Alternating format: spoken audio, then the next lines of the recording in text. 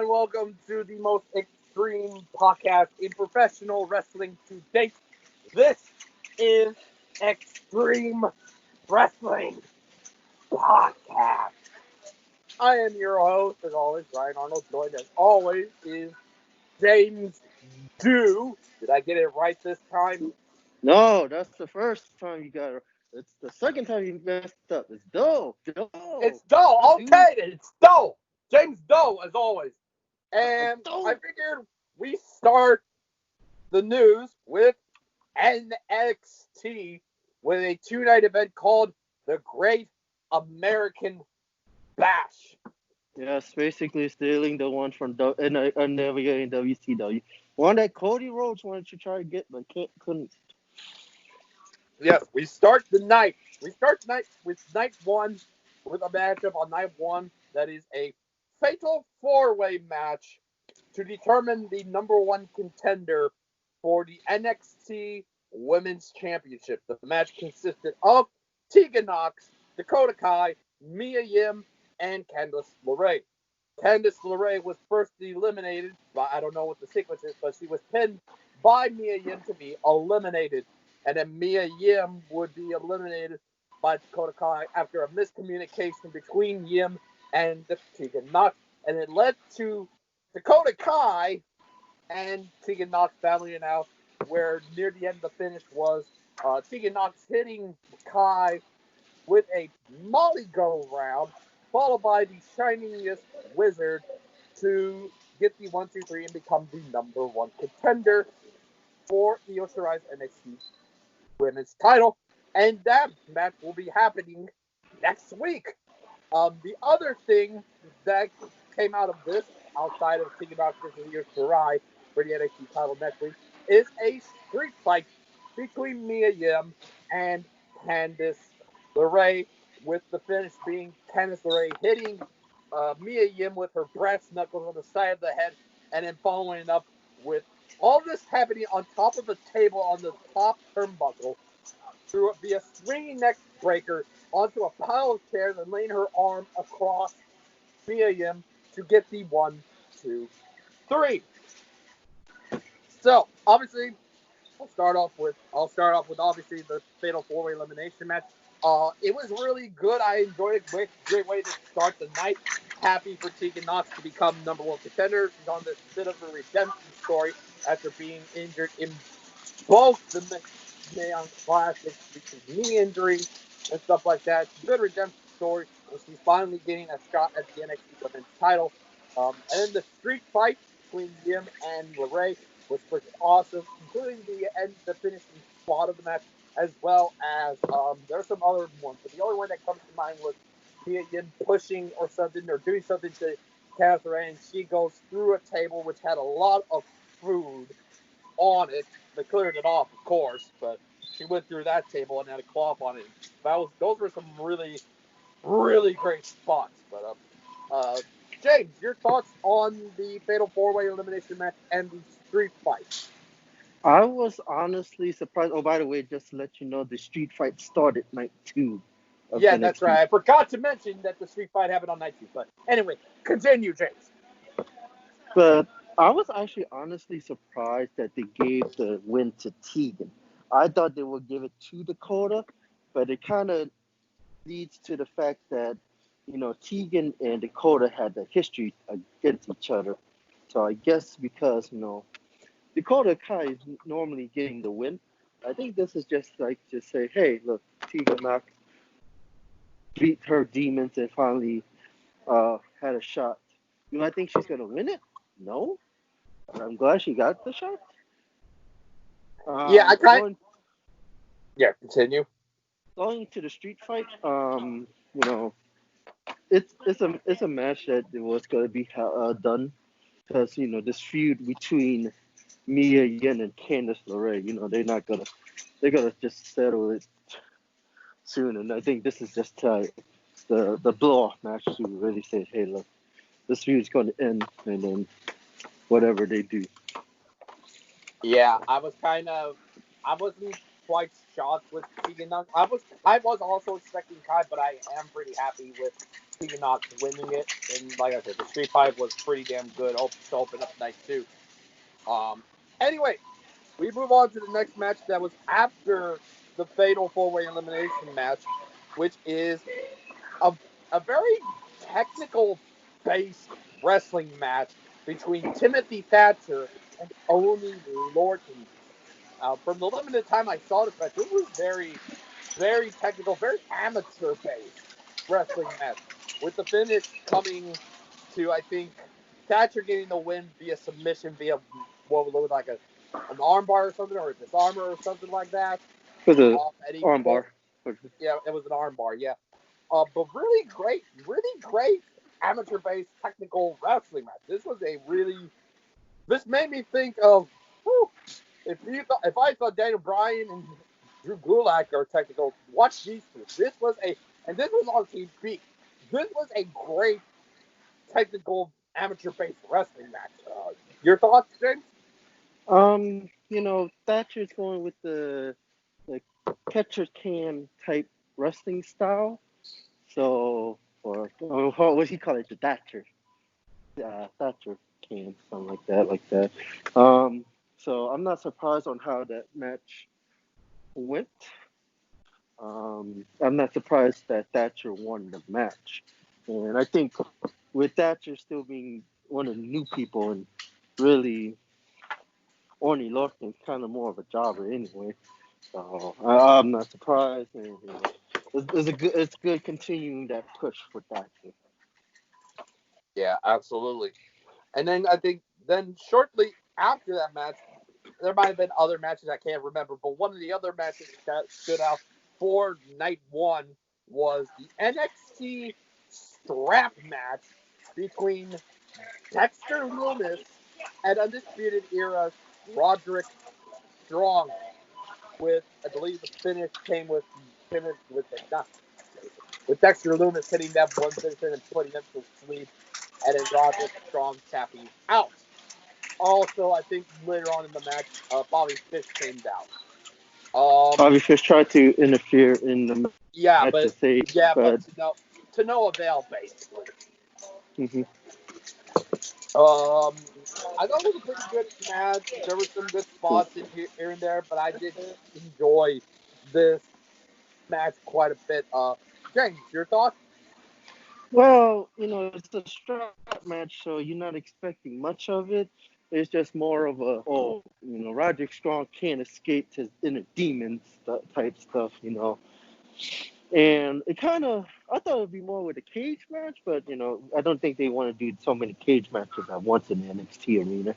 And it would have been hard for them to remove the cage for it, so I kind of understand why they did the strap match. Yeah. The whole Dexter Lumis doing what he's doing now kind of reminds me of him doing this in TNA when he was Samuel Saul with the whole thing with Christy Hemme. So it kind of fits because he has done it before. So hey. Yeah, but at this point, people are cheering him. I don't think they were cheering him in Impact. He was a heel in Impact. Yeah, it's just basically the roles are reversed, where he's a babyface in the NXT, but he was a heel in the Impact. But also another thing, he doesn't have to talk much now.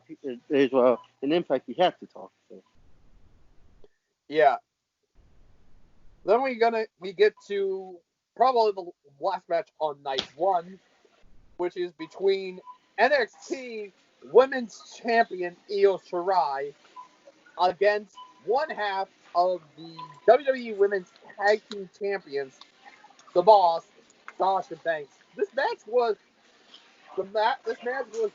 really good, and the finish, which was, it came down to Bayley gets involved near the end, and then Sasha tries to grab the tag titles when out of nowhere Asuka appeared, returns to NXT, yanks the belt from Sasha Banks, and green mists Sasha Banks in the face. The mist came back on night 1, And then obviously, Bailey went to try and go and attack Sasha. Io Shirai comes out and attacks her, like maybe a drop kick to the rope, and it sends Bailey to the barricade.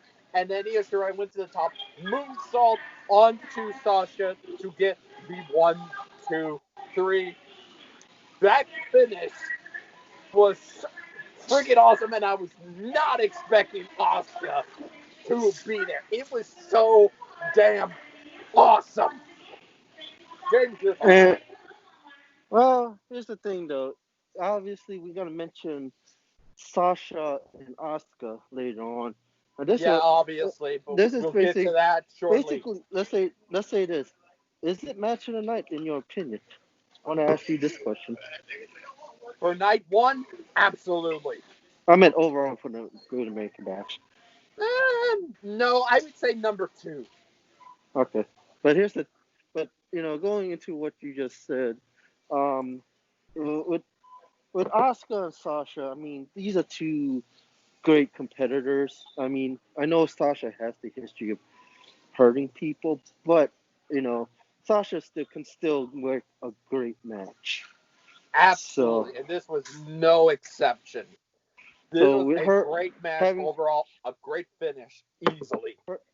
having her face Io Shirai, who is gonna be a future star in the roster, it was a good match.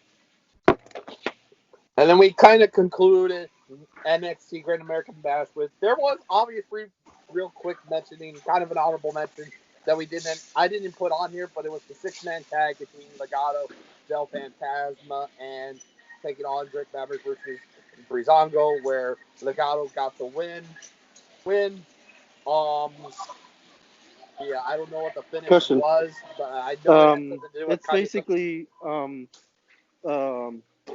Escobar got the Phantom Driver on Drake Maverick. Yeah, that thing. But the last match that happened was the champion versus champion, winner takes all match between Adam Cole, the NXT champion who was held it at that point for over 400 days, taking on the reigning North American champion Keith Lee, where the winner, obviously the finish was freaking Adam Cole was going to try and do another, what do you call it, a Pamela Sunset thing? Panama Sunrise. Yeah, Panama Sunrise. Panama Sunrise. Well, in other words, Canadian Destroyer, which he did. He mentioned it earlier. He did it earlier. But that fell, and it turned into Keith Lee hitting him with the spear bomb, followed by the Big Bang Catastrophe for the 1, 2, 3, and making Keith Lee double champion, meaning he's the current NXT and North American champion. So obviously there was some great spots. Obviously Keith Lee running into like a barricade was a pretty cool spot. Obviously, I mean, you mentioned the Panama Sunrise that Adam Cole did on Keith Lee. That was like, I watched that and was like, oh my god, how was he able to do a Canadian Destroyer on Keith Lee? And then Keith Lee manages to kick out. Like, what? That was a freaking great spot. But then obviously the finish, and was rooting for Keith Lee in that match. It was so happy for him to win that match. But James, your thoughts? Okay, I'll just let y'all know that this result was spoiled on the internet by somebody that's on the NXT roster. We're not gonna mention that, but there's still almost 1 million people to watch the ending of both night 1 and night 2 of NXT, which beat out AEW for the third straight week. Mm-hmm. So it tells you something about it. But I honestly am surprised that Keith Lee is a double champion. Now, does he deserve it? Absolutely. I mean, what he has been through, he deserves to be a double champion. Now, you also did mention that Kieran Cross was looking above, and basically, he's got to go after Keith Lee. He's the next person in line for the NXT championship. Yeah, but there was something I forgot to mention about this. Where does this leave What's left for Undisputed Era, basically? That's a good question. Does Adam Cole go do a rematch before he goes to the main roster? Does he go to the main roster? That's a lot of questions. Does he even want to go to the main roster? Practically there is nothing left for not just Adam Cole, but the rest of the Undisputed Era. There's really nothing left for them there, practically. That's not because really he doesn't have to do much because he already held all three championships, even though technically the tag title was for one night when he had to take place of Bobby Fish at NXT New Orleans. Yeah, but then they all end up winning the titles when Bobby Fish was held. So I don't think there's not much the Undisputed Era can do.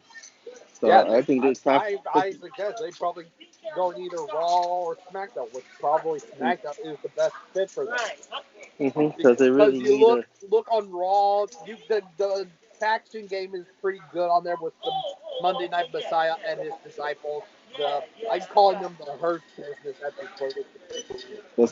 That's what they MVP call and Bobby themselves. Lashley and potentially Cedric Alexander. Mm-hmm.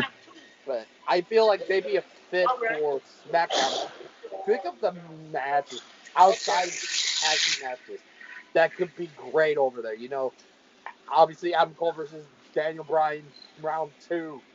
Adam Cole versus AJ Styles, or we've seen Adam Cole versus Matt Riddle before, but just the thought of so many great matches that all of those guys can have on SmackDown, it's crazy. Well, that is it for what I have to say about NXT. James, take it away. All right, we're going to go into the WWE topics of discussion. We start off with the whole Drew McIntyre and Dolph Ziggler feud. Now, as you know, we want to apologize ahead also is that we've been away for weeks due to personal reasons. So that's why you haven't heard from us. We'll get to that with me in a bit.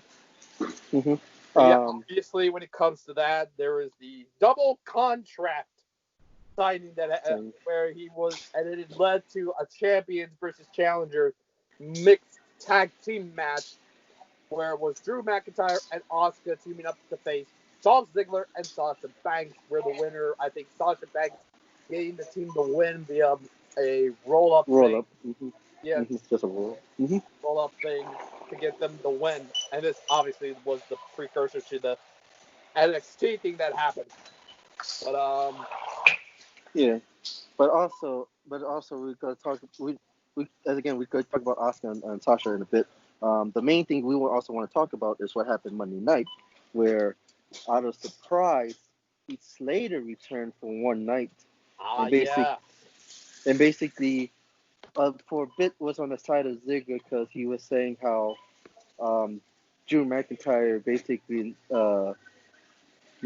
just betrayed him and basically never cared about him. And then after the match, after Drew McIntyre beat Heath Slater, basically Heath Slater was standing up for himself. Ziggler attacked, and then basically kind of had a little minor DMV reunion without Jinder Mahal. Your thoughts on that? I wasn't really expecting Slater to come back. I was pretty shocked that was Slater, and I'm like, wow, he came back for one more night. That's interesting. But I guess it was to fulfill kind of one more duty he had and probably go out. Basically the old school way and go out on his back when it comes to WWE and all that stuff. So, well, the thing is that he's technically still under contract because of the 90 obviously, days. But he obviously it's going to end within a few more days or so. In fact, it probably will end next Saturday, I believe, or maybe Friday. Actually, no, Wednesday. It's Wednesday, actually. Oh, it's Wednesday. Okay, yeah, Wednesday. Right. Yeah. Kind of. I knew he was gonna go out on his back and stuff like that when it comes to WWE, but to have him face Drew McIntyre in what is essentially his final match in WWE. He's been there for a long time. He's been there since the Nexus debuted in 2010. And it's Well, no, he's going to if you want to talk about him, he was in an FCW as Deep South Wrestling when they were uh, uh, with WWE. yeah. But I hope he finds success elsewhere. And yeah, continue. Yeah, going to what you say, I'm really was surprised that they brought Heath Slater on doing this one type of thing. Um, and again, WWE they're known to have people lose on their last thing unless there's somebody who's real popular. Um, Yeah. but but yeah.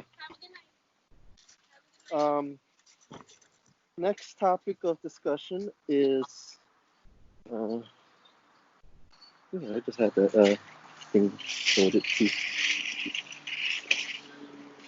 Okay, so speaking of uh, Sasha and Asuka, I'm actually going to combine it with Bailey and Nikki Cross. As you know, Bailey and Sasha have been on all three shows, a la Charlotte, because they are the women tag team champions. Now, Sasha has her thing because she wanted to be a double champion like Bailey. And, obviously, Nikki Cross won a I think it was a fatal four-way match to get the number one contendership to Bailey. Yeah. So basically, as you know, Bailey and Sasha is on technically Raw and SmackDown, but they did appear on NXT, like we talked about the Great American Bash, and then the week before. So actually, the Sasha and Io Shirai match actually came about um, when Oh after yeah, Io Shirai attacked the both Bailey Bailey and Sasha after Sasha. their successful tag team title defense against Tegan Knox and Shotzi Blackheart. Yeah, that's really where the match started from. But your thoughts on both the Sasha and Asuka, and then the Bailey and Nikki Cross feuds? Um, I think for me is that there is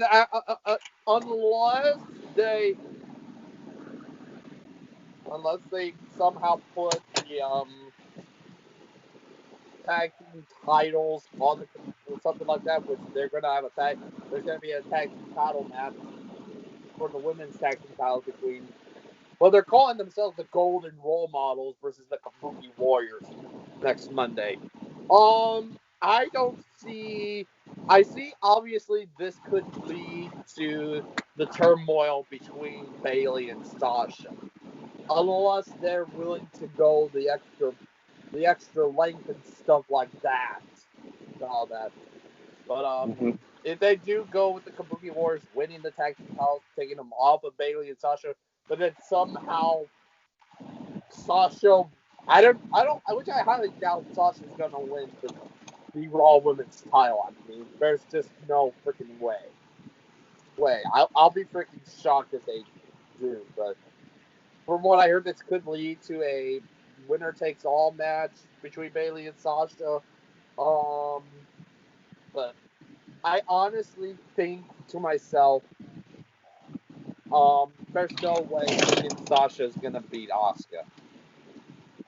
And then obviously there's no way Nikki Cross is gonna beat Bailey. So Yeah, I think Nikki Cross and Bailey, they already had their history together last year around this time when Nikki Cross tried to help Alexa Bliss gain the SmackDown title. Um, well, this is when the roles were reversed when Nikki Cross was a heel, and Bailey was the face. But but I I think you're right, but without the Kabuki Warriors winning the tag titles, because I'm gonna give to a report later on why I believe the Kabuki Warriors is not winning the women's tag team titles this Monday if there's a match this Monday. There is at this point, yes.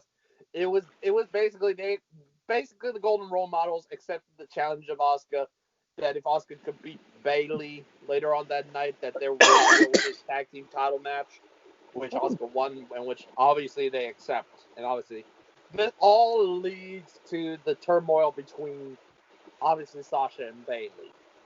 Yeah, again, I think that turmoil will happen, but not anytime soon because they're still teasing the hell out of that.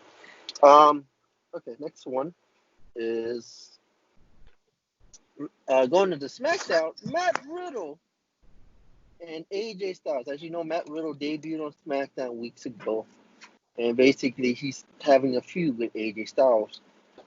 And basically, there's a match this upcoming Friday. Yeah, next Friday. Yeah, for the Intercontinental Championship, Matt Riddle versus AJ Styles. Now, this is lead from when Matt Riddle beat AJ Styles.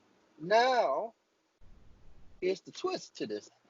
As you know, Matt Riddle is have allegations against him about sexual assault. Matt Riddle went out and basically said, yes, I did have an affair with the lady who is claiming this assault, but I never really assaulted her. And I appreciate my wife to sticking with me, basically. Now, does AJ Styles win the retain the Intercontinental Championship because of allegations, or do WWE sweep this under the rug and just give Matt Riddle the title, even though a lot of people is asking for Matt Riddle's head on the allegations because of the speaking out movement, which is going on, led to a couple of firings, which one we will talk about that Ryan loves a lot. Right? If I were thinking about this, well, number one, it'd be too soon to put a title on Riddle. I don't think I'll be surprised if they do put the IC title on Riddle. But I don't, in all honesty, I don't see him. If they do go with the win, maybe it's a DQ win. Or maybe a safe one where it's not a legit pin. And maybe they might save it for, say, SummerSlam or something, where they might put the IC title on Matt Riddle or something. Mm-hmm. But I think it's way too soon for him to win it. SummerSlam would be a perfect time, so I think maybe a DQ finish or something might happen or something like that. Okay. Going talk about this. I actually did forget to mention a part that Matt Riddle did talk to WWE before. This is a report I've heard, that Matt Riddle did tell WWE before he signed with them that there's a stalker and this lady who basically say, hey, this is what happened and all that stuff. But yeah, if Matt Riddle doesn't win a championship, it's not because of the allegations. It's just more of the fact that he's. But it's too early, as you said, right? It's too soon. It's way too soon. Mm-hmm. So I agree with you on that part. So it's too soon. Basically, SummerSlam is the best fit, but I think he's also had to deal with King Corbin over there. So. Yeah, I think having him get a DQ win might be a better way to go. Yeah, a DQ win because of Corbin would be a better. Yeah, I agree. Yeah, definitely. Corbin gets involved or something like that, but it'd be DQ win, not all that. Mm-hmm. Okay. Yeah. I didn't think about it, but there you go. Staying on SmackDown, Braun Strowman and Bray Wyatt. Now, as you know, Braun Strowman retained his championship at Backlash against Miz and Morrison. Hey, ho, ho. However, it comes to find out Bray Wyatt kind of went back to an old gimmick of his, where he becomes the Eater of Worlds. The Eater of Worlds, the cult leader, Bray Wyatt. So this is leading up to a swamp match Now, is this for the title? I don't think so. This is not. This is a non-title swamp match. Swamp fight. A swamp fight. I'm sorry. Excuse me. It's match, smell, fight, whatever. This is not going to be.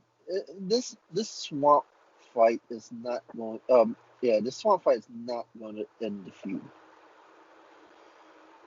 It's just basically to bring back just to show that Bray Wyatt can be basically the three faces of Wyatt, just like how they had the three faces of Foley.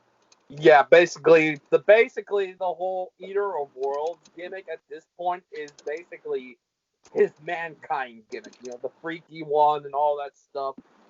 Whereas, you know, Firefly Funhouse is kind of his dude love, and then the Fiend is kind of his Cactus Jack gimmick. Mm-hmm.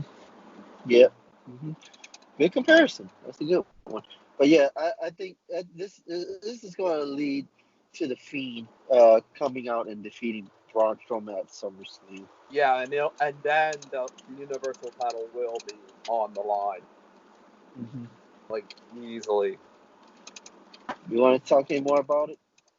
I am kind of excited for this match. Obviously we'll be giving our predictions next week, obviously, but so I don't want to go into spoilers or something like that, but I am kind of looking forward to this match, and yeah. What do we have next? All right, then I did write this down, but I'm actually calling an audible on this one. We're going back to the Raw.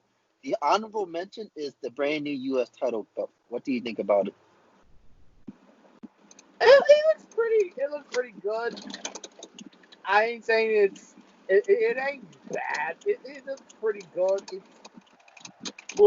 It looks very prestigious. I will say that it looks pretty cool. It looks and all that, but I'm not. It's okay. It's not the best thing they've made or something, you know. But it's a really cool. It looks really good, and I like it. I like the belt too. I mean, it gets used to, but the fact that it stands out a little bit. It's different than all the other belts WWE have had, especially in the fact that they don't have a big old ass logo on the belt. Yeah. Just maybe a little bit more coloring on top and on the sides. Yeah, obviously, I would say add a little bit more red and blue, white and blue to that middle gold piece. Like I'll add a little bit, add some more to that. It makes it really pop. More blue on top, make it with American as it can. But anyway, but as I said, I called the audible because we actually going to talk about Rey Mysterio and Seth Rollins. An eye for an eye match at the I'm sorry, it's called the Horror Show at Extreme Rules. I forgot to mention it. I'm sorry. Yes. It's called the Horror Show at Extreme Rules, which is dumb, but oh well. So basically, this is an eye for an eye. Whoever can take an eye out from the opponent wins the match. That's not the most disturbing. My opinion, that's the most disturbing ass thing. I know they might do CGI on this, but this is disturbing as hell. Ryan, that's all you. I'm kind of confused about this match. I don't know how to feel about this match. It's so confusing. I mean, what was Ray thinking? What were the creative team thinking? An eye for an eye match? I don't know what the This could go two ways. This could be an awesome match, or this can be one of the worst matches they have ever done. Like it would be up there with the jobby prison matches, all those diva gimmicky matches, and just some matches that are just so downright stupid and bad. You know, it's a double-edged sword. That, you know, we will have to wait and see at Extreme Rules Horror. All right, so now we're going to the AEW topics. Kenny Omega and Adam Hangman Page defended their titles both times, and they retained the titles on both nights, as they beat the Best Friends on night 1 and Private Party on night 2. Now, night 1 kind of had a little thing with the whole thing with FTR and the beer, but Kenny Omega's not really a drinker. He's kind of like your straight edge guy. Yeah. But your thoughts on Hangman Page and Kenny Omega retaining the titles on both nights? I know this is like, but I wasn't really paying attention to those nights because I was more focused on watching the Great American Bash than I was Fyter Fest. So I was paying more attention to Great American Bash more.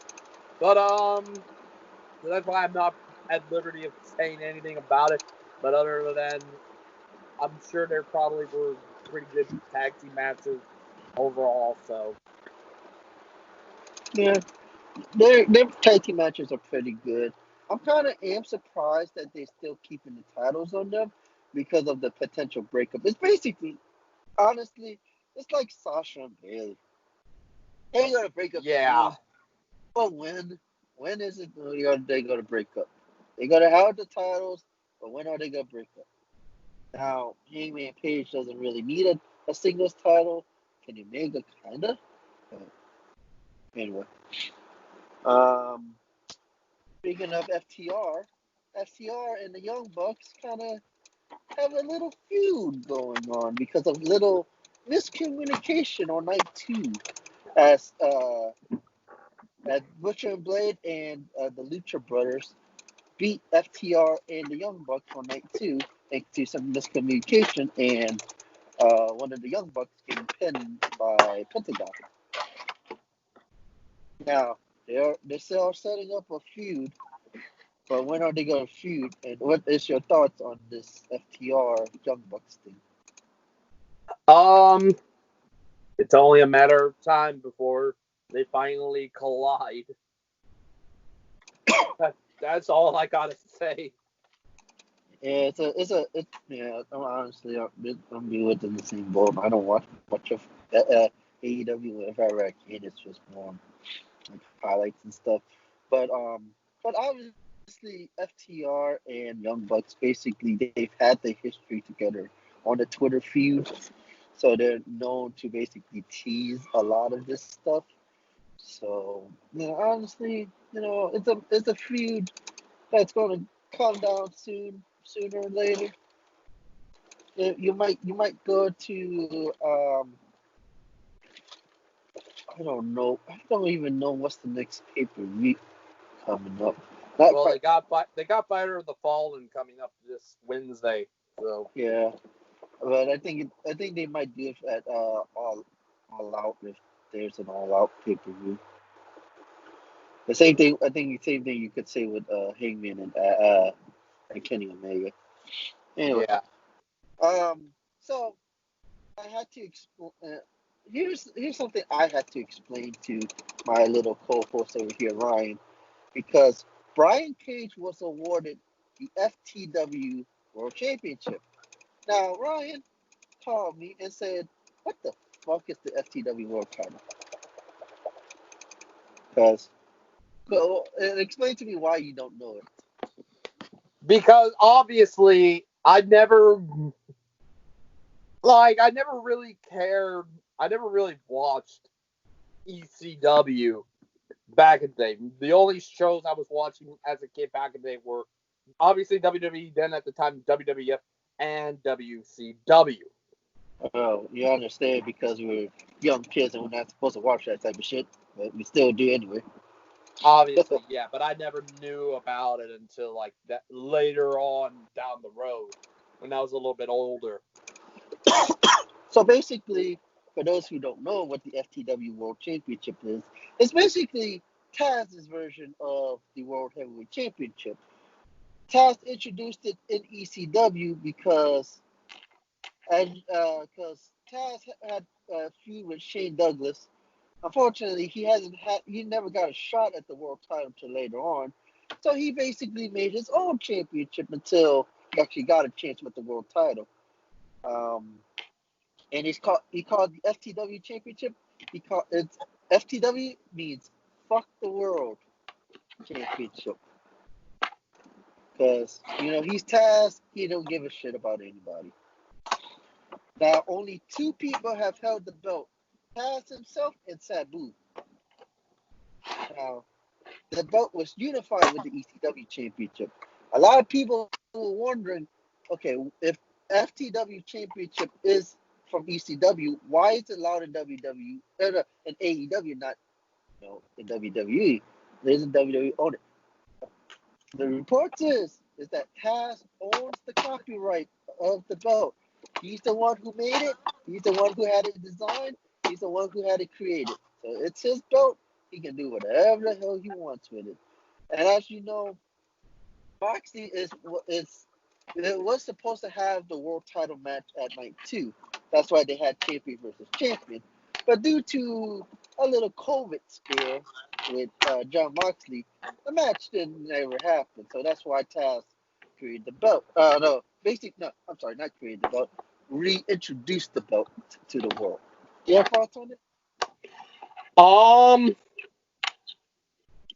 I honestly, I think the championship does look pretty cool, but it's very reminiscent of ECW. Because their championships weren't that glamorous or anything like that as what WCW or WWE had back in the day or anything like that. But it's a simple looking world championship that I would love to see it.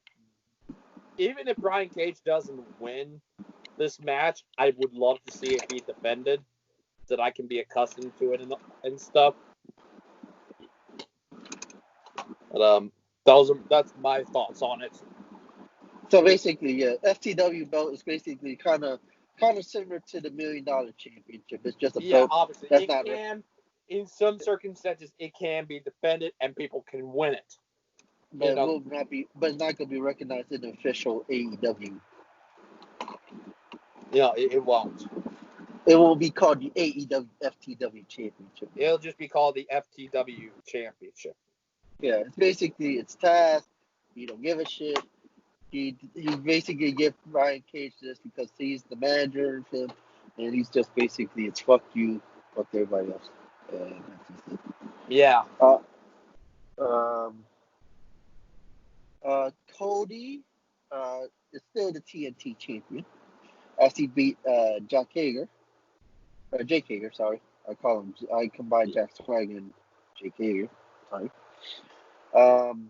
Hager was quote unquote suspended for 10 days for hitting an official after the match. And basically, Cody's defending the championship against Lee Kiss this upcoming Wednesday. What do you think about it? And if Cody loses the championship, who do you want to see him drop it to? I really can't think of anyone. I really can't think of anybody who can beat Cody for the belt. It's so difficult to even think of who can beat him because he's performed on another level and stuff like that. So I really can't think of anybody who can beat him. There was somebody I could think that could beat him, but at the same time, I can't say it because I'm gonna mention that person in the next topic of discussion for AEW. But again, but Cody, Cody's gonna be that champion. He's gonna hold it for a while to make the title prestigious, and then I think that's what needs to be done since this is a new title. It has to be prestigious. It has to mean something. So yeah, I understand Cody is an executive vice president of AEW, and I understand he's booking himself to make himself look good. But honestly, he can make other people look good, even in a victory with Cody, basically. So yeah, that's my thoughts on it.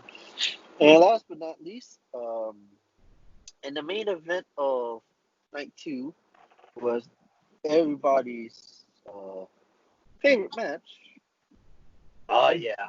Orange Cassidy, freshly squeezed Orange Cassidy versus Le Champion, Chris Jericho. And honestly, here's the thing, though. Here's me being honest. Orange Cassidy is growing on me. And no pun intended of growing. I didn't think of that as an orange joke. But he's a interesting character. Yeah. He puts his hand in his pocket and he basically does this sloth style wrestling where he don't really hit you. But what if he's really serious? He will actually beat you up. Yeah, I believe there was one spot. This was I remember seeing spots of this, and this looked like a really good match. There were some spots I remember from that match. Like, I was like, he was doing the sloth kicks on the ankles, and then he rear back, and then he super kicked him right there. And everybody was popping over that. That was like a pretty cool spot, but obviously, I think the match was kind of being overshadowed by, the winner takes all match. Yeah, because a lot. If you go to the winner takes all match, almost 1 million people watched that match, and then basically AEW lost viewers just because of that. But honestly, it's like with him when he fought Pac.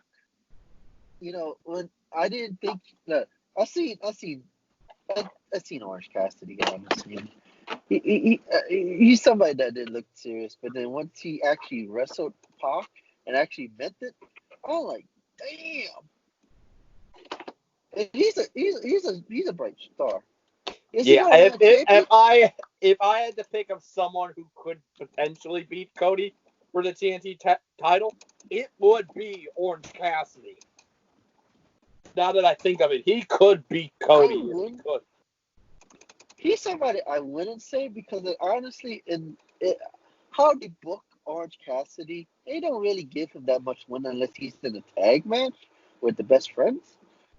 But he's somebody. He's could potentially, but I don't think he could win. He's got to win a championship. I might be wrong, but I don't think he's going. There's somebody else who I was going to mention who win a championship, and if y'all see that he's missing in action from AEW, and that's Sammy Guevara. As you know, he's in a circle. Now, as you know, Sammy Guevara got suspended indefinitely by AEW for comments that popped up when he was on a podcast. I think it was the RVD podcast, where he said that he would rape Sasha Banks. Basically, once he was at the WWE shop, he was basically saying that how beautiful she was, but it's that was nowadays years ago. It was years ago, but but you gotta understand is that everybody's gotta pop in your old history. See, that's why you have to be careful with social media and stuff. You have to be careful on this type of shit. But your thoughts on that? Yeah, why they bringing up something that was said 4 years ago is beyond me, but obviously they had to take off action and stuff like that, and good for AEW and all that stuff. But I mean, they do a lot better than WWE, honestly. Yeah, it's just a load of crap. But I mean, bringing up something that happened 4 years ago, it's just like, why? But here's the thing though. It's the same thing as freaking Hulk Hogan. Years ago, they bring up something from years ago where he freaking said the N-word on a leaked sex tape. I mean, come on. I understand that he needed to be punished, but that was like years ago. But again, you have to be careful what you say. I don't condone a lot of the stuff that people say. I don't like the fact that people want to rape people. I don't like the people using the N-word. I don't like any of this stuff. But even if I mean, you could say, Booker T, that whole thing with the slip up with "I'm coming for you" N-word. But yeah, again, it's just you have to be careful nowadays, especially with the speaking out movement. I understand why they had to do it. Yeah. It's more because of the speaking out allegations of everybody. Yeah. Speaking of the speaking out allegations, we gotta jump into Impact Wrestling, and one victim of the speaking out allegation was Michael Egan. Elgin. Michael Elgin, sorry. I pronounced it incorrectly, so Michael Elgin. But another person that got released from WWE, but it wasn't because of the speaking out movement, was Tessa Blanchard. Those two were supposed to be in the Fatal 5-Way for the Impact World title. Now it's a Fatal 4-Way with Ace Austin, Trey, and Eddie Edwards and a mystery partner that I'm calling. It might be Slater. It might be Slater. I won't be surprised if it. So your thoughts of Tessa and Elgin getting released, and who you think's gonna win that title? I wasn't surprised with Tessa. But I was pretty surprised with Elgin. I was kind of caught off guard that he was released too, and I'm like, what? Michael Elgin released? I wasn't expecting that. But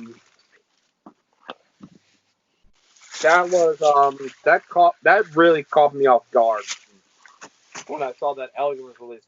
But and then when it comes to the Fatal 4-Way, I'm calling whoever the mystery opponent is will probably win the title. Well, for me, I was reversed. I wasn't surprised Elgin got released because of it wasn't just because of allegations. It was backstage incident that happened while he was actually originally suspended, but then he got released due to some stuff that happened backstage when he wasn't supposed to. Yeah. And then basically, Tessa is like, again, I was surprised, but again, it's like I understand why they did it, because she was basically basically what we call in the work business a no call no show. She didn't want to come to work. I understand what the reason, because I think I've heard she was stuck in Mexico, but I guess she just didn't want. But she didn't want to send any promos and stuff. I don't understand. I understand why, but I agree with you. I think whoever is the mystery opponent would win the title. Yeah. Well, here was another name. Well, I'll take over this one because there was another name that did get released during the whole time we were gone. Joey Ryan. Meaning cancel culture is canceled. Thank God. Do you want to celebrate? Hallelujah. Hallelujah. Right to Censor 2.0 is gone. It's done before it even started. Well, here's my opinion. Honestly, it's like, yeah, I understand the right to censorship, and they did it as a joke because of what happened to Impact Wrestling on Twitch, because they got banned because of the whole controversial thing with RVD and his wife. Now, Joey Ryan, really his gimmick, not Joseph Ryan, Joey Ryan, Mr. Dick Flip stuff. I kind of understand. But again, you don't know his personal life, and I honestly am not surprised of all these allegations that was towards him about it. But honestly, to me, I really don't care. I didn't want to see Right to Censor 2.0 go any further. So I am kind of glad about that. Here's the thing, though. What happens with RVD, his wife, and I forgot who joined that. Jake Chris. Jake Chris. What happened to them now? That's a good question. I don't know what they might do with them after this. After with Joey being let go and stuff. And I guess there won't be any OVE reunion because Dave Chris got released as well.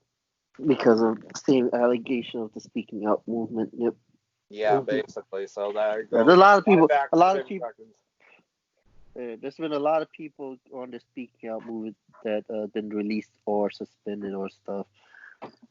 Again, we do not condone any of this stuff. We don't condone sexual assault. Yeah, we hate it. We hate it just as much as anyone else. We don't support what they've done privately. We don't condone any of this stuff. But anyway, another topic is, remember Heath Slater, and you were talking about he was going to be the mystery person. Yeah. Who else do you think is going to be in Impact Wrestling that was fired by WWE? Because there's been a lot of teasers by Impact that's saying all these. Well, obviously they made teasers. Well, we can't say. Well, they show Drake Maverick, and that can't happen because he's re-signed with WWE and he's on NXT. EC3 is a potential. The Good Brothers. Mm-hmm. So, and there's been reports. I'm holding the two signed. There's been reports that the Good Brothers actually did sign with Impact Wrestling and sign with New Japan. Yeah. There, EY could come back, which would be pretty cool, There's just a lot of those names. Well, we can't say Leo Rush or Sarah Logan because they're done and stuff. Logan's off being. We'll get to her.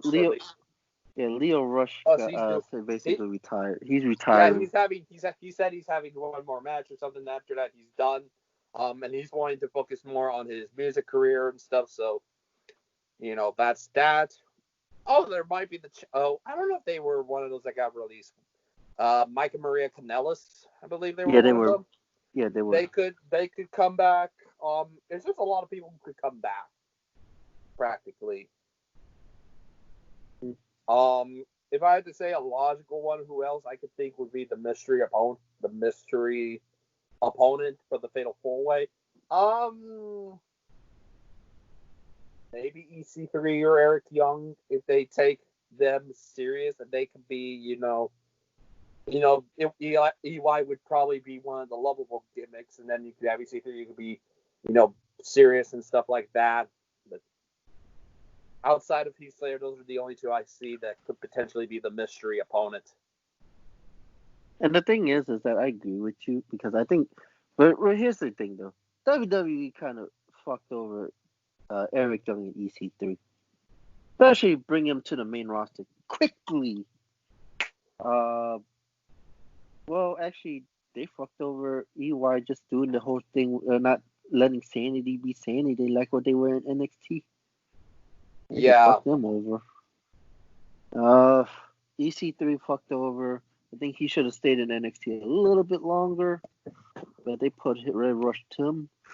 And I think they could potentially be one of.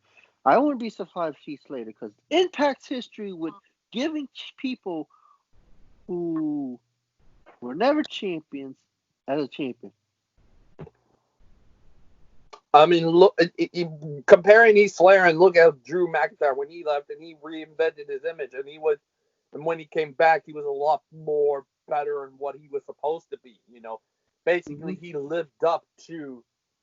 At that point, he lived up to the chosen one gimmick. He was now starting to realize, and he became better at his craft and stuff like that. And look at him now; he's WWE champion. So I think Slater could be on that same path. Practically, he could get him a world title, work his ass off, and then potentially come back and potentially win the WWE Championship. He could be following similar story path. Yeah. I mean, look at Jinder Mahal. He got freaking buff and he won the WWE Championship. Drew Yeah, McIntyre did. obviously, because of how he looked, and they wanted to have someone so they can go to India. go to the India market and stuff like that. Yeah, holy shit! When he came back, I don't know what he was doing. I know what Drew was doing. He was over doing, the Impact stuff, the ICW stuff. He was putting in the work. He became what he was said to be, the chosen one. And Keith Slater could potentially bring out the true one-man band, and he can, put the work in and come back. And so it's. The last thing I got to Impact Wrestling topics. I mentioned Impact and New Japan at the same one. I just reading my notes. I meant to just put Impact. Apologize. Ken Shamrock and Sami Callihan going for the Impact tag titles? Yeah, that kind of. I'm like, you're putting two guys who could potentially be. They could have filled up that fatal four-way. And then they could have saved that tag team match for the North between Slater and Rhino, practically. I don't know what they were thinking, putting Sami Callihan and Ken Shamrock in. Those two could have easily filled up the fatal five-way, and it would still be a fatal five-way. I don't know why they put them in the tag, have a match for the tag team titles. What the hell? Are they doing Shamrock and Sammy just like what they did Sheamus and Cesaro? I don't know. Because here's the thing, though. It's possible.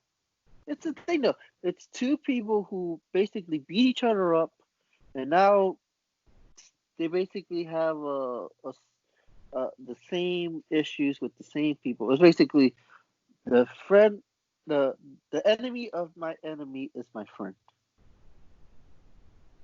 Yeah, but it's like, why? This doesn't make any sense. Well, honestly, Ken Shamrock is freaking old as heck, so I mean, I understand, maybe. But same Callahan should have been in the world title picture, but I agree. Anyway, going into New Japan, there's only two things I really want to talk about.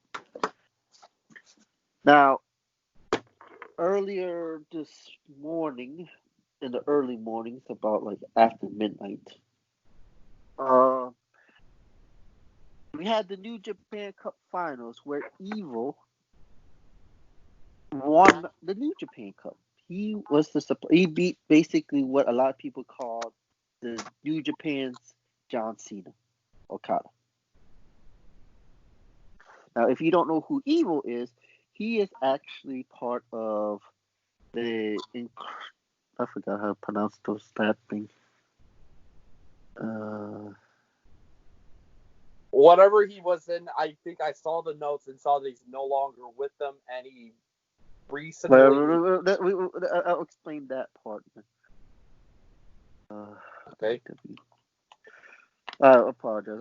I'm gonna do a quick thing right now. Sorry. Los Incabrios, like the Japan, basically the Japan version of Les Incabrios Foods from Mexico because of Nato being going to Mexico for that one time. Now, Nato is the IWGP World Heavyweight and Intercontinental Champion. He's basically a double champion, just like Keith Lee. Yep. Because they did a winner take all match earlier this year at Wrestle Kingdom. But, however, as Nato and Evil were doing their little secret handshake type thing of the group, Nato actually did the Too Sweet. And basically attacked Nato, meaning he joined the Bullet Club. Yep. So that means, as a member of basically we just lost a member for the group of the Los Incredibles, Japan, Yep, I mean he became a part and of the the Bullet Bullet Club, Club. which Too sweet. actually, and the thing is that I heard people say that there has been a few people that hasn't that's in the Bullet Club that can't get into Japan because of the situation. So I understand why they did it, but it was a little surprising that they did that. But I kind of understand because you needed a heel because you didn't want group member versus group member. So your thoughts? If you have any thoughts, because I know you don't watch New Japan. Well, you know how I kind of love Bullet Club and all that, and all their conquer and divide at every other spot that there is. But I'm kind of, because I do kind of like the Bullet Club, so I'm kind of happy that a new member in Bullet Club is in there with Evil. So I kind of am a little bit happy about it. And But other than that, no other comment. Evil is a great competitor. I don't know if he's going to be the one that dethrones Nato to be, because yeah, by the way, because the match is actually happening in about a couple of hours since it's at Dominion, and Dominion is actually in a couple of hours from now. Yeah. And if you want to watch it on New Japan, whatever their network is. Yeah. And it's both titles on the line because the winner of the New Japan Cup gets to fight for both championships. Okay. So another thing is the G1 climax. The G1 climax, the G1 tournament, whatever it is. Yeah, the G1 climax. It's the tournament that basically leads to the new number one contender for the title at Wrestle Kingdom. The New Japan president has, and I know you don't know much about this, so I'm not gonna go to you about it unless you want to bring in some thoughts. Do you want to put any thoughts? I'll put in my 2 cents for it. So. Okay. So the president of New Japan says he's really unsure of this going to happen because it's still more of a wait and see. Like there's like a lot of different sports. Your thoughts on it? If they hold it off, I wouldn't be surprised because I do kind of like the G1 climax / tournament and stuff like that. It's a pretty cool thing. Wish WWE would have done something like that. I know this was also kind of similar to kind of like what Impact did with the Bound for Glory series and something like that. I wish WWE did something like this. It would be really cool at some point. But you never know. But I do like the G1 and stuff like that. It's pretty cool. And I hope if it doesn't happen, oh well. But if it does, I'm happy. And so on and so forth. So, yeah. I think it's more. I think if you do something like that in WWE, it kind of eliminates the purpose of the Royal Rumble. Like I wouldn't say have it at between that and WrestleMania or something like that. Like if you were going to do that, make it for the brand that didn't, for the brand the superstar it didn't win the Rumble was in, or something like that. Like a Gold Rush tournament, basically. Yeah, or something like that. Yeah, like the Gold Rush, like what they did with the, kind of like what they did with the Cruiserweight title. Well, yeah, but here's the thing. Here's the problem becomes is that because WWE relies on stuff, they rely on the Royal Rumble and then they rely on the Elimination Chamber. Because the Elimination Chamber. Maybe have it be somewhere in between. Let's say SummerSlam to Survivor Series. It doesn't have to be Royal Rumble to WrestleMania. It could be somewhere else. It could be between SummerSlam and Survivor Series. Or it could be Mania to SummerSlam. You could. Yeah, that's another good one. And you could basically put the winner to fight at SummerSlam. Yeah, that would be a pretty cool idea. Like I said, it doesn't have to be between, Royal Rumble and WrestleMania. It can be between WrestleMania to SummerSlam or SummerSlam to Survivor Series. Stuff like that. But here's the thing, though, and to the point of it's more. Yeah, it's more we're concerned about what's going on in the world with Corona. Yeah, we want wrestling, we want sports, but we have to worry about each other's health, you know. Yeah. And if they do it, yeah, that's fine. Well, because Japan is different than the U.S. They're not allowed. Well, there's still cases in Japan, but not as how hectic it is in the U.S. But it's something. If they don't do it, they don't do it. If they do, they do. It basically, honestly, what I forgot to mention was the G1 Classic was actually pushed back into the fall because of the Olympics. Yeah.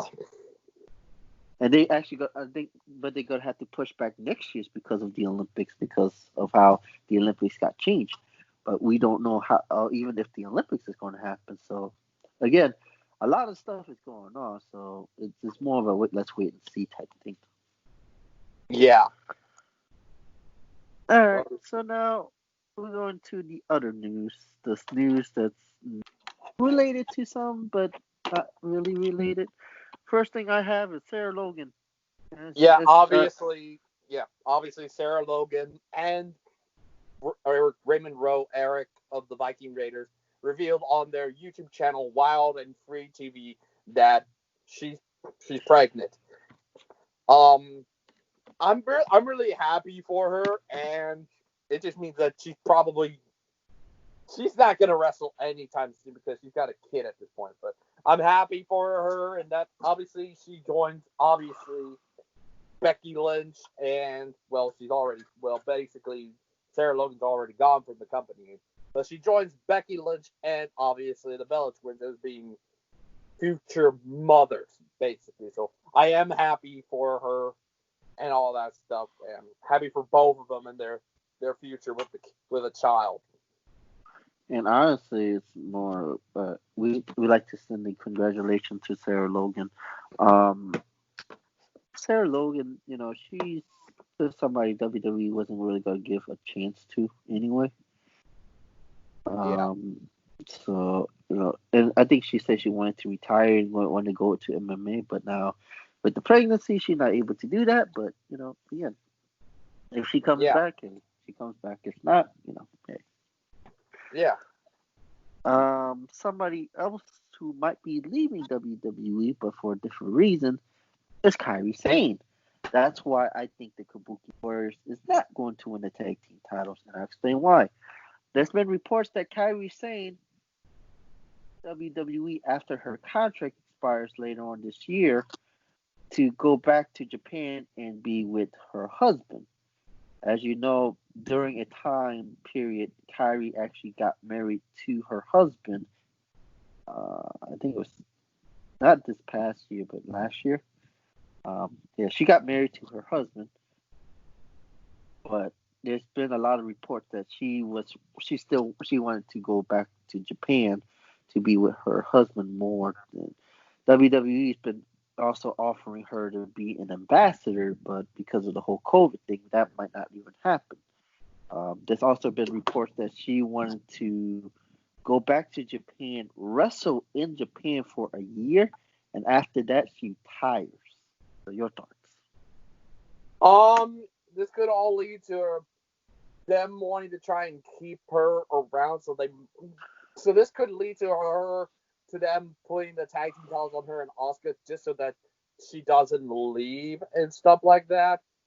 But I can't blame her. I know she wants to be more with family, with her husband and stuff like that. Maybe start a family. So I can't blame her. I don't blame her at all. And again, it's like Kairi she had that little push in the beginning with winning the Mae Young Classic and then winning the NXT title from Shayna Baszler. But after going into the main roster, she hasn't been doing much except for winning the tag titles with Asuka. Yeah. So I understand her reasoning because I always put everybody. There's most people I know like to put family first. And she's homesick. I understand that. So basically, but it's like if she gets the tag titles, then it's more of WWE has re-signed her for like maybe a few years. Yeah. I don't think that would happen. It depends on it, but I don't think she would. I think she's more confident on one to go back to Japan. So, Yeah. as you know, there's a lot of people being tested positive for coronavirus in the WWE. Renee Young, Ken Braxton, just to name a few. There's been a lot of other people. Now, WWE has now been enforcing the face masks. Unless you're a couple of the people that says fuck the face mask, if you've seen NXT and WWE. Yeah, I've You, seen a few of them. Like I've seen Rick Buggs not wear a mask on like an episode of Friday Night SmackDown. Like, or why is he she, not she wearing a mask? Like, come or on. he put it under his chin. There's a couple of people from NXT that if you saw people celebrating Keith Lee win, there was a few people not wearing masks. So they've been finding him. But my question to you is that with these positive testing, do you think WWE should stop taping for a few weeks and then come back to tape? It's their business, so it's their decision on um what they want to do and stuff like that. But I'm pretty sure Vince doesn't want them to stop with the tapings and stuff like that. It's ultimately up to Vince, basically. I think I think Vince really would want to if he was honest, but you know him. I don't want to be political, so I'm not gonna say anything about that. But honestly, I think it's more with him being, you know, Trump's buddy, and the fact that the network's pressuring him. So I don't think if he had the chance, I don't think he would have continued. He would have been like the NBA and stopped it. But Yeah. um, I know you might not have anything for this, but there's been reports of Ring of Honor basically having a hiring freeze. So there's been people who did not resign. Bully Ray is the big one who hasn't resigned with Ring of Honor. He's been released, and there was a couple others who were supposed to resign with Ring of Honor but hasn't been because of Ring of Honor stopping their all their stuff ever since the COVID scare. Do you have any thoughts? Um. No, not really. I'm not surprised with that, with them making that decision. But really, there's no comment for me when it comes to them. And honestly, but Bully Ray, he's been a essential part on there. But do you really need Bully Ray? Honestly, I mean, he could go back to Impact Wrestling, yeah. But we never mentioned that. But anyway, but yeah, I think I understand why they did it, just because of the fact they haven't done anything ever since the COVID scare, and really they don't have the money that Vince McMahon has and AEW has. Yeah. But the meat of this new stuff, I'm gonna give it over to my co-host Ryan. Alrighty. Well, for this, I wanted to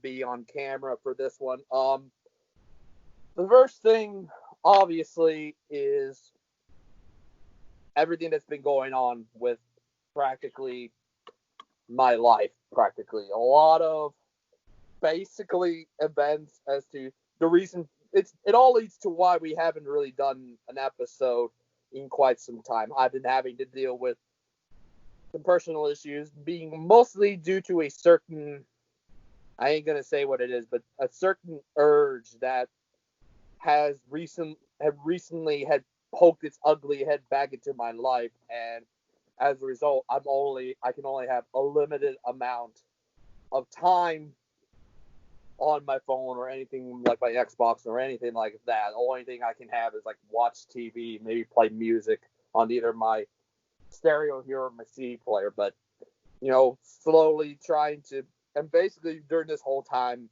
I'm trying to make myself a little bit better and be a much more basically mature man and stuff like that. So, yeah, obviously I'm doing really well at this point, but it's still a long road before we can finally, I get back to what I do, which is make YouTube videos, whether it's on here, on Extreme Wrestling Podcast, or on my main channel, Damaging Network. But it's gonna be a while though.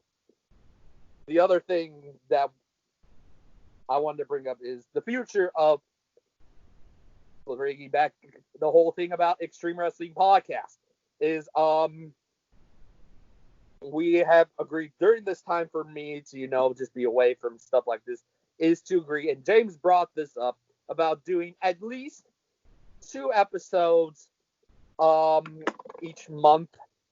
But the other thing is this happens to be the last time we're doing an episode via a recorded Skype call, which is kind of sad, but it's also some great news because obviously before I went on this kind of personal mental hiatus, Lance, who you've seen on this show before, and he's a guest, he's a good friend of ours, had mentioned to me a site called StreamYard is now allowing mobile hosting on phones and tablets, or Android, iOS, or whatever. So that means next Saturday, for sure, will be our first live streamed episode on this channel. Lance will be joining us again, and we will be bringing some cool new topics, some new things to talk about, like fantasy. Well, maybe fantasy warfare booking might be its own thing. We're not completely abandoning Skype. We might still use it for stuff like the fantasy booking warfare, but bringing up stuff like, say, certain questions or anything we can think of to make the show a little bit longer than, say, what it will end up being right now. So obviously, it may be taking questions and all that stuff. It will be live for the first time ever on the channel. Like, it's a big deal. You have anything to say about this, James? It is what it is. I'm excited on how we're planning on doing a lot of this type of different stuff. We're still trying to figure out how we really want to do stuff because we're still evolving on what we really do, like topics. Do we do just show by show? Do we do it with just company by company? What do we really want to talk about? So this is still new to us, but going into the live stream, there'll be a greater possibility on doing a lot more different stuff. Interacting, doing like stuff because I do have a segment planned. So yeah. Yeah. Well, do we have anything to say before we end what is basically potentially the last recorded Skype call episode here for Extreme Wrestling Podcast, James? Bask in my glory. Oh wait, that's Keith Lee. Well, on that bombshell, we will see you next week. Until then, we will see y'all later. Peace.